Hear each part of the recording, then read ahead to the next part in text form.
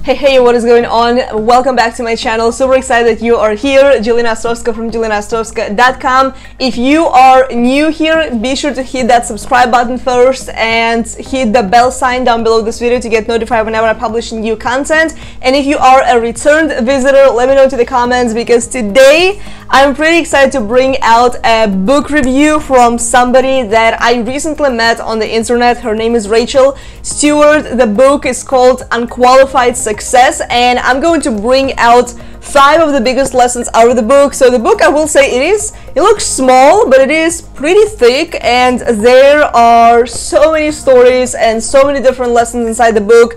So here's something that I will read off of the book for you, from the back of the book.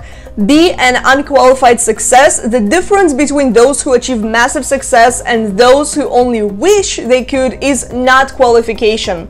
Instead, everything you need to live the life of your dreams already exists inside of you and can be harnessed and developed through practice. And I think that's such a key that Rachel mentions that here, is the fact that so many entrepreneurs that I see out there, they complain and nag and say that, oh my gosh, this doesn't work. It's like you have to put things into practice, okay? So you already have what it takes. You just have to do the freaking action. So let's dive right into the lesson. So the book, like I said, it is pretty thick. What I do like about it, and I think this is important, and which is why Rachel mentioned practice right here, is at the end of each chapter there are actionable steps for you. So you have to answer certain questions and put the chapter into practice, which I really love that about the books personally, because so many times, you know, you read the book and you kind of like it, but at the same time you're like, well, I have to do this all on my own. And although yes, every single book is going to make a difference in your life if you actually take action on it, but a lot of the times we forget. So I love the books which do have that particular outline, when at the end of each chapter there are questions that you can answer and then put things into practice. So let's dive right into the lessons. Lesson number 1 is mindset matters. And I love the fact that Rachel starts exactly with this. It's because so many of us, yes, we do believe that practice makes you better. Yes, we believe that practice makes you different and it improves our ability at actually succeeding at something. But the thing is, if you do take action but your mindset sucks, a lot of the times you're not going to achieve what you want to achieve. And trust me, I've tried doing things with bad mindset, and when you are in that negative state of mind, personally, I do not accomplish as much as I want to when it comes to my business. And my clients usually do hear from me that they're like, hey, are you okay? Is something wrong? Because your energy is going to be transferred to the other people. And here's the concept that I love that Rachel brought inside the book, inside this chapter, is that results do not ever create feelings. A lot of the times we think to ourselves, when I hit a certain income level, I'm going to be happy. Ever said that to yourself? I mean, I know I have. I've said this so many times, to where I was like, I just need to hit, you know, this target and I'm going to be happy.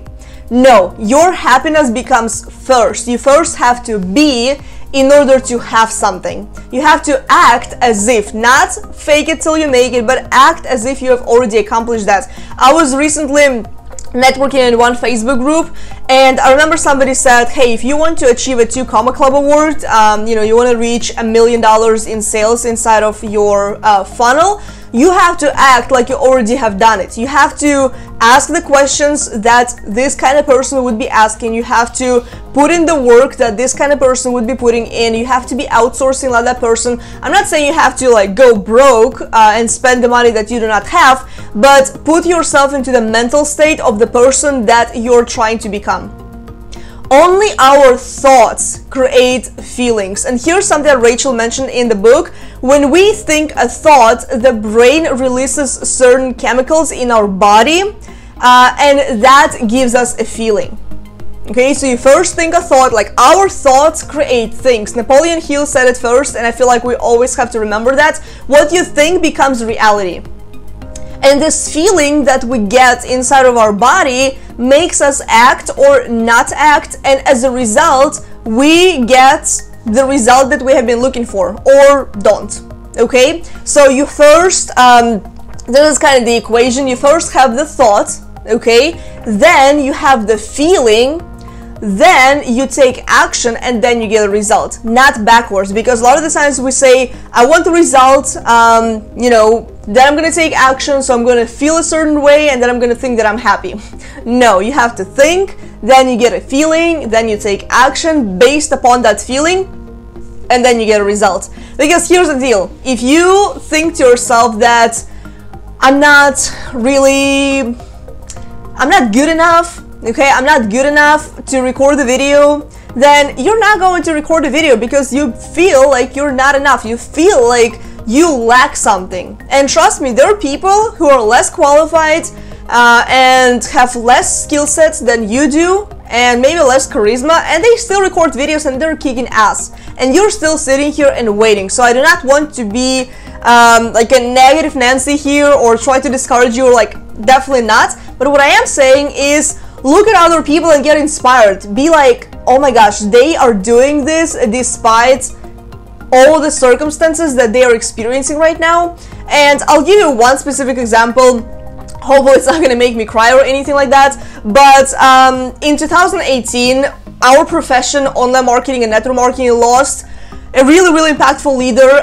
He was stage 4 cancer, and I mean, it was heartbreaking for me when my friend told me that he passed away. I was, I think, in Mexico on a vacation, and I started thinking I've had so many thoughts in my head at the time, and I still remember, even though he was sick, like very sick, sick to the point where he didn't want to eat, he didn't want to do anything, but he was still showing up in front of his audience, he was still doing Facebook Lives.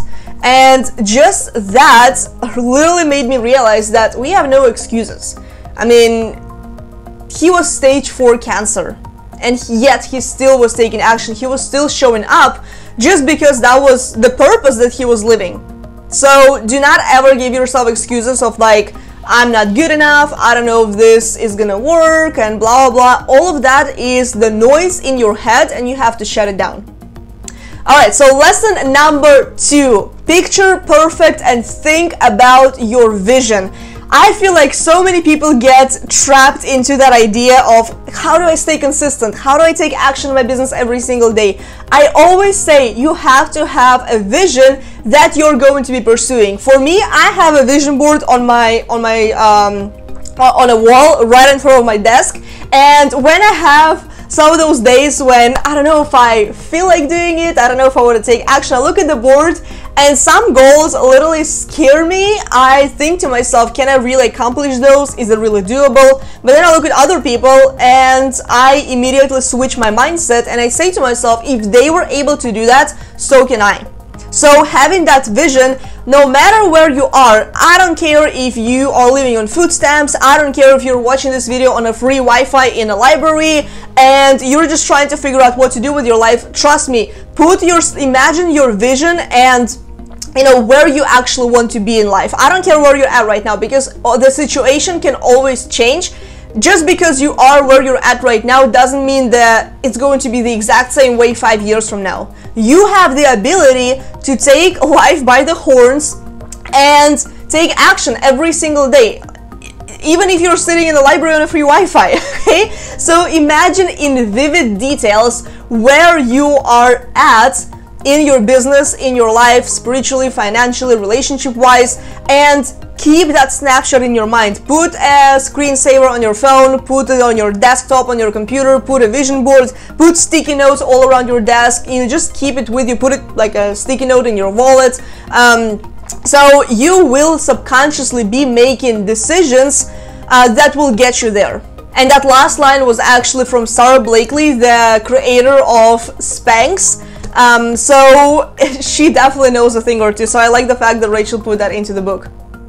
Lesson number 3, use failure to fuel your success. So how many times have you been scared to do something? We've already talked about video, so you've probably been scared at some point to record a video and you're saying to yourself, I don't know if I can do this, I'm not qualified enough, I have an accent, I know that's what I used to say to myself, or my hair doesn't look good, or my makeup is not on point, or I don't have the time for this. So here's the thing.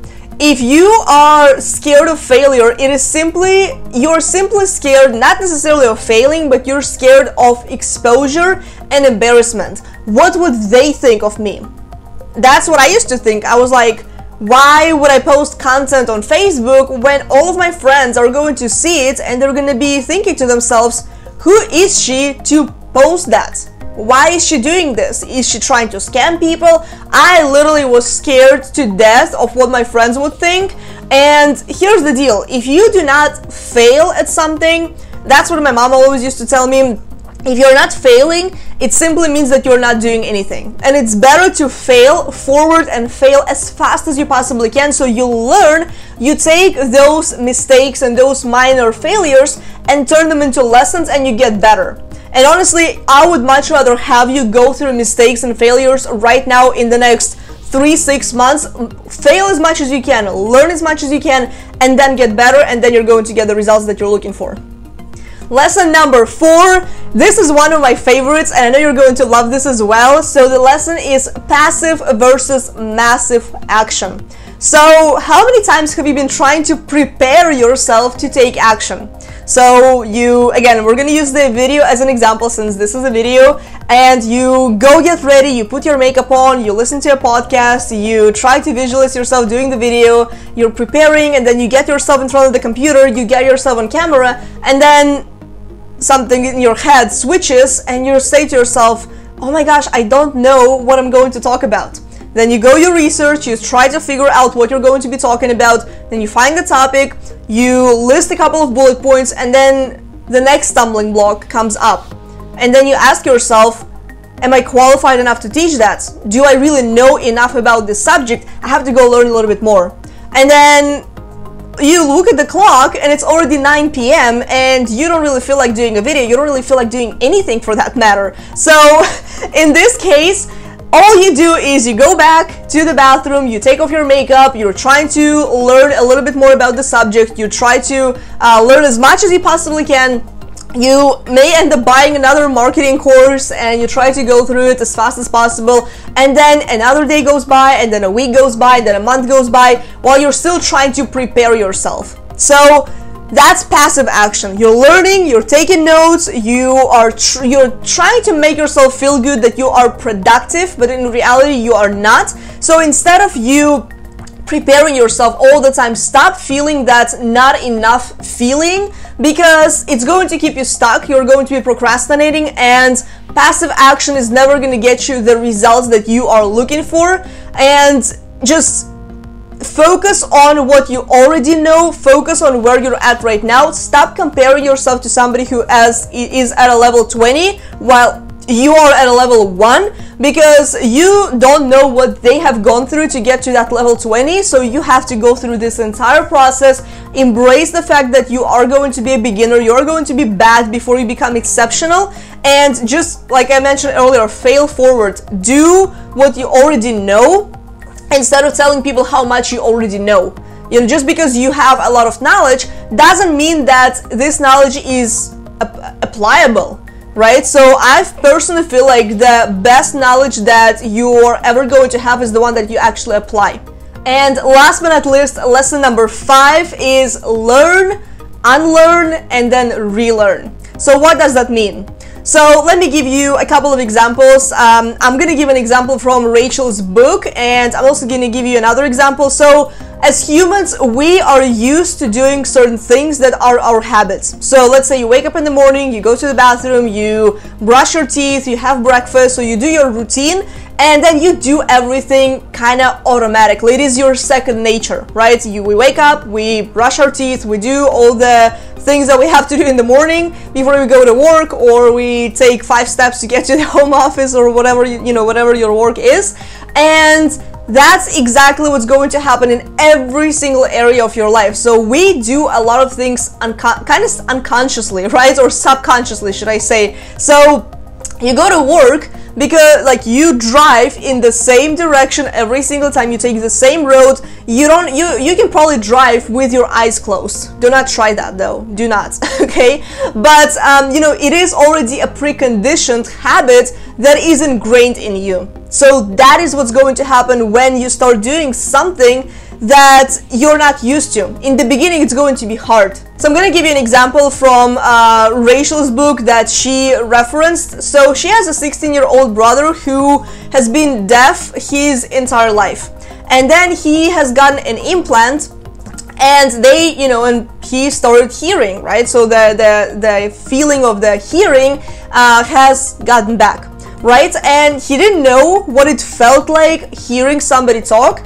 And they started asking him, hey, can you hear? And he said, I don't know, is that how it feels like? And it was very hard for him to get adjusted, to get accustomed to the fact that he can now listen to other people. And in the beginning, it was so much, it was so overwhelming for him because he could hear everything he has never heard before. And just imagine this, let's say you're trying to learn how to ride a bicycle, and it's very hard in the beginning because you've never done it before, you don't know how to do this, and then once you learn this, then once you get used to it, then you don't have to learn for the second time. Although I will say I probably have to learn again because I totally forgot how to do that. So generally we do not forget how to do that, right? So in his case, in the case of Rachel's brother, he had to, pretty much unlearn how to live his life and then relearn again. He had to unlearn how to not hear, and then he had to relearn how to actually live with hearing. Okay, so the same thing is going to be inside of your business. You first learn something, you have a certain skill set, and then you have to unlearn it, and then you have to relearn something new. So I'm gonna give you a business example. Again, going back to the video. When I was at school, I only learned a little bit of public speaking. I've done, quite a bit of public speaking, should I say. It was all mostly in Russian, a little bit in Hebrew, and a little bit in English, and sometimes in Latvian as well, because, those are the 4 languages that I speak.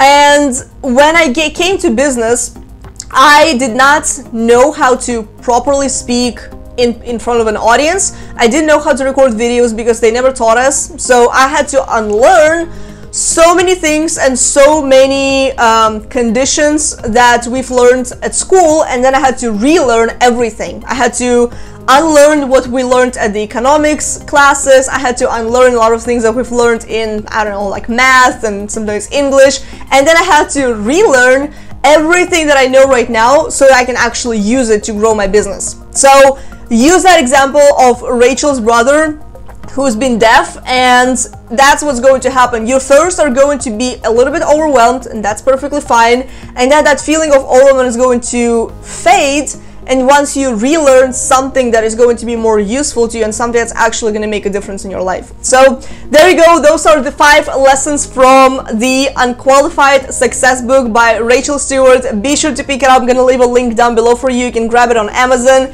and let me know what was your biggest takeaway. Let me know if you have read the book already, or if you haven't, be sure to grab it. I highly recommend reading that. And I'm also going to link up here the interview that I did with Rachel, so you can check it out. We've talked a lot about mindset, about success. Rachel shared a little bit about her story and how she got to the point of writing this book. So check it out right here, and be sure to hit that subscribe button if you enjoyed this video, so you can check out more like this, and hit the bell sign down below to get notified whenever I publish new videos just like this, which is every single week. And I will see you in the next one. Bye.